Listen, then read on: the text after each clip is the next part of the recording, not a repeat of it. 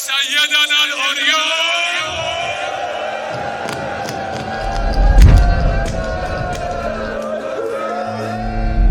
به امام رضا جور تک تکتون میکشم. اینایی که ساکتن جا همه تو خودم میزنم. خنجر رسید از راه خنجر را ببرم، در پیش چشم فاطمه سر را ببرم.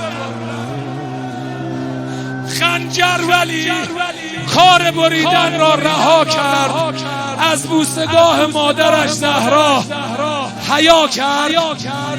تا منصرف آن خنجر از زیر گلو شد، تا منصرف آن خنجر از زیر گلو شد، با یک لگد سالار زینب زیر رو شد. با زانو پرید رو پاشش. بزن تو دهنم، بزن تو دهنم.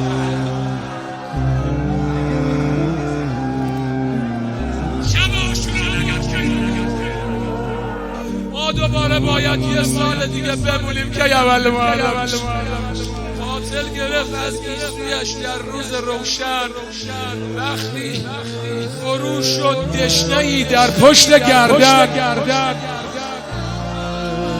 با ضربه ای اول شبیه محتضر شد، در زیر چکمه تشنگیش بیشتر شد.